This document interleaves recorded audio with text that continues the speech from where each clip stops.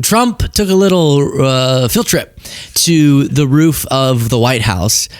We just talked about in the last segment, Kevin McCarthy being like, Biden was so cognitively whacked that he offered me cookies. And it was like, what? You made cookies? You freak, you loser, you old person. It's like, okay, there's definitely real stories like what we saw that substantiate Biden's issues, but that's not one of them.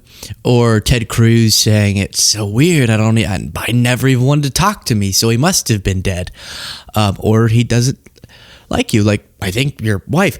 But imagine, it just, a lot of people have been saying this, it cracks me up. Imagine Biden just popping up on the roof of the White House, and he's just like wandering around, and then he starts shouting at reporters. He's like, folks, we're going to put nuclear missiles up here, which is what Trump says. This is what Trump says. They're like, what are you doing up there? What are you building? And he keeps doing this motion, and then he goes, missiles. We're doing missiles. Really? On the roof of the White House? So this is Trump. Let me narrate just because there's not any. Is this the clip where he? Yeah, here we go. Ready? What do you want to build? What are you trying to build? What? Sir, you approve? You saying more missiles? Are you building missiles? What? Come on, Dad. That might be missiles. Did you say missiles? Taking over all of Gaza, sir. Doesn't answer that one. Nuclear missiles. Why are we doing this? Why are the reporters out there? Because they brought them out there. They said Trump's going to be on the roof, so you can shout questions. So they're shouting at each other. Let's just wait on the questions for now. That would be more effective. Now, this is weird. He did this gesture for the missile, and someone said, all right, and screenshotted the gestures. You gotta be careful these days. That's what I've learned, okay? As podcast listeners, it's like making it look like he's doing the salute because his hand was doing it out there. And ever since this sucker, I am become meme. Thank you. I don't even high five anymore. After that, you gotta be careful. If you're doing a missile, it has to be this. Right? I don't even put my hands like this anymore. I'm extra careful. I go, hi. And if I ever need to do my hands this way, I do like this. I do like this. I do like this, okay? I move them. Sorry, that was an accidental move. I was just trying to move them. You just got to be careful out there, guys. That's my advice. And he was up there just wandering around. I don't know. I guess he's looking at the renovation. The real answer, I think, is he's looking at the renovations for his new ballroom, 90,000 square foot ballroom to have these grand balls in. And so, but I don't know if there has anything to do with nuclear missiles. That doesn't sound right. Like, what? So that if one comes at us, you can... Why? What would be the purpose of a nuke on the top of the White House? That just seems unsafe. It seems strange. What if a bomb drops on your head right now? We have breaking news out of the White House. A renovator, one of the members of the renovating crew, accidentally cut a wire and it blew up all of Washington, D.C. We're starting to wonder if we should have put nukes on the top of the White House. On the roof of the White House, he's taking questions, or he was just a few moments ago. Let's listen in, please. Looking good, Peter. Are you going to build up there? What does that mean? Why are we doing this? Shouting back and Trump already has hearing problems and he's choosing to take questions up there. But Fox News just thought it was the best. There's no Trump-like construction Trump, Jillian, and he is up on the roof.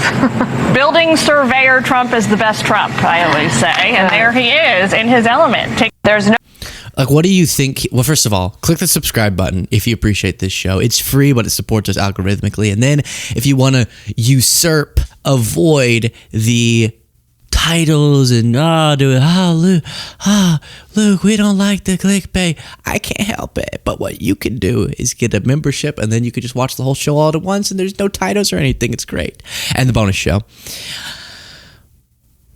What do you think he's doing? It's like when he went to observe and they had a similar response. It was like, oh, Trump's so good at overseeing construction projects when he was putting up the huge flagpole, and the pundits were like, wow, look at him. He's the man. What do you think he's doing? Yes. Put the pole there. Good. That's a good spot for the pole. That's a good grass. All right. Yes, the building is up here. Okay, all right. Could we do nukes up here? No, nukes. Should we? Is that fine? Just like, no. But what if a nuke comes here? We got to strike out of the air. It's like, if it gets there, it's kind of too late. I'm sure he's making huge decisions. But a Trump supporter, Juanita Broderick, said there will never be another Trump. He's up on the roof! ! They love it. I don't know what they're seeing that I'm missing. He's on the roof. There will never be another Trump. He's so great. Kenneth Copeland says that Trump's being protected. Thank you, Michael. You are the guardian of this nation. You're the guardian. You're the guardian of this nation. Now pull those devils down that are attacking our president. Pull those devils down. So in this world, in this version of Christianity, which gives a bad name to other wonderful Christianity, this version thinks that the devil is trying to take down the holy figure, Trump, and it's the devil, the demons, trying to take down him. The guy who right now is covering up the Epstein files. Like, that guy who is bestie. Like, really explain this to me. Some of them have this weird perception that Trump is the second coming of Christ or something. You mean to tell me that Almighty God, in all of his brilliance, waited this long since the OG Jesus to bring a new one and just decided to make it Epstein's buddy? Like, that was the best second Jesus he could find. All right, Kenny. Now, on gerrymandering, I do want to touch on this. Greg Abbott issued arrest warrants for the Democrats who are refusing to show up to the Texas legislature, because that's the way that they can block a vote on the insanely gerrymandered map that seeks just create 5 Republican seats so that Trump can hold the House in the midterms. And Abbott is now going, I know you are, but what am I? Sort of that response by saying, well, we're only doing, because Democrats are going, fine, we'll gerrymander then mid-decade, which is a strange part of this. Instead of just waiting into the normal decade redistricting, he's doing it in the middle of a decade. And so Democrats are saying, well, we'll do it if you do it. And he goes, well, we're doing it because you did it. For example, I think Donald Trump won in all 5 of these seats that we will be making Republican seats. The same thing should apply in all those other states, Sean, that you mentioned in your monologue, where you pointed out the gross gerrymandering in these blue states have rejected Republican candidates for office that should be serving those states, should be serving our country. It's the gerrymandering in the blue states that has distorted the politics in America. All right, Governor, good for you. Good for the fight. We'll see if these guys show up and do their job as they should do. But clearly, they don't want the same rules applied to them. That's what this story is really all about. They're not showing up because they're doing their job, which is to try to protect as much as they can our democratic process, such that they can't just Republicans can't just manipulate the way into a victory. Now, Gavin Newsom responded to that clip saying, so are you for a national ban on gerrymandering, Greg Abbott? But I also looked into it just to make sure I wasn't going crazy.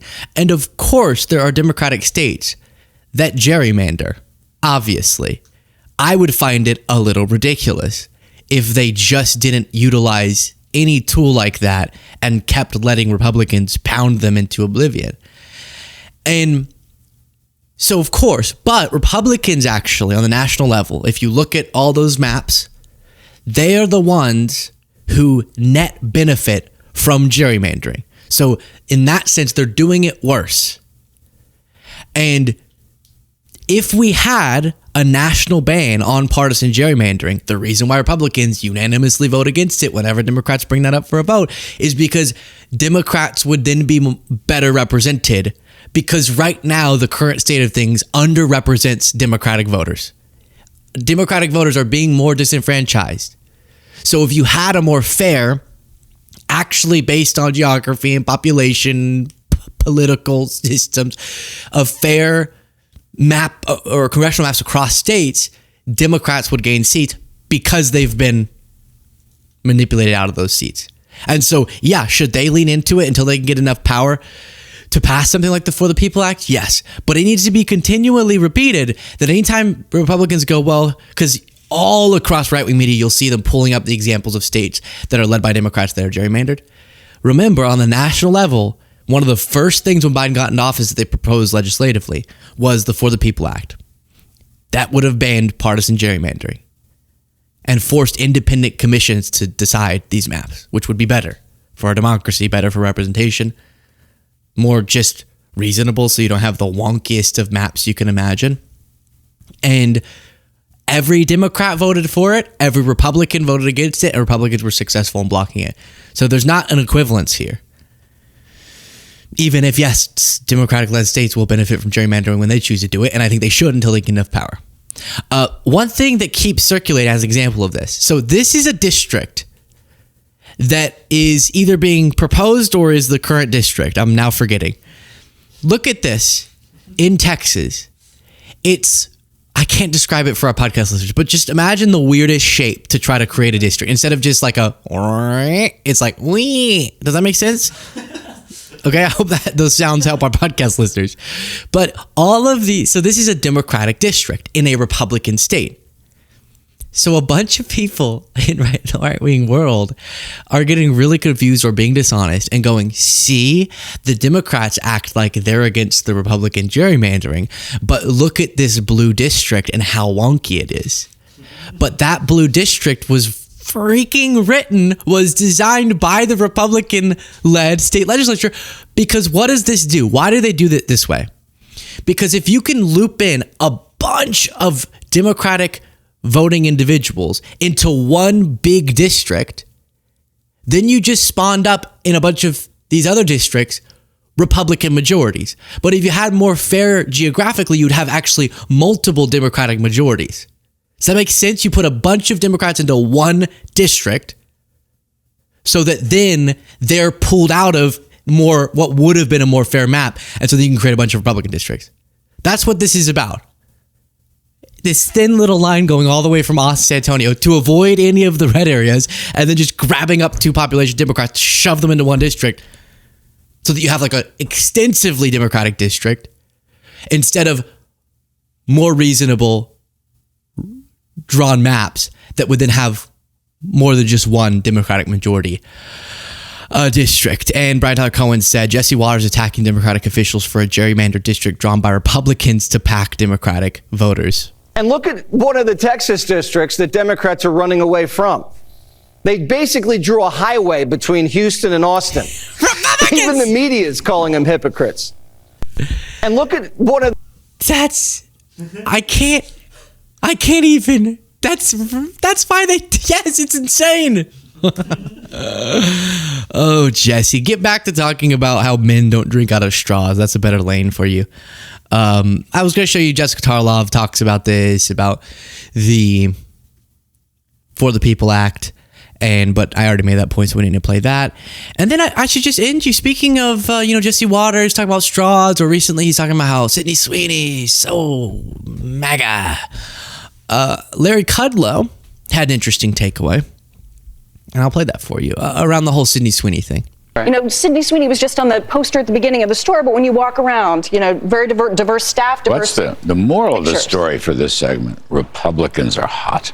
Okay, we're moving on. That's the way I look Love at it. You're not wrong. Oh, no. Yep. Yes. Republicans are hot. Kudlow tells us Republicans are hot. I was at a dinner and I was talking to a lady, and she said, I've been dating. I said, good. How's that been going? She said, it's all right. I just don't feel like any of these guys live up to the standard that I've set for myself. And I said, I get that. You set the bar too high and no one meets it. And they're like, yeah, but what's tough is every night I watch Fox Business and I see that standard. And so it's hard to, like, when I compare these guys I'm sitting down with to Larry Kudlow, they never measure up. And it's like, I'm never going to get to be with Larry Kudlow. So why even have love anyways? You know? So it was an interesting story that she told me. But guys, stop. People of different ideologies are, however you determine that word, are hot. All right? And Lord help us, people of both political ideologies are also not. Larry. Thank you all so much for watching. That is today's show. If you're a podcast listener, please do drop a rating and a review. I'd appreciate it greatly. And I will talk to you all next time.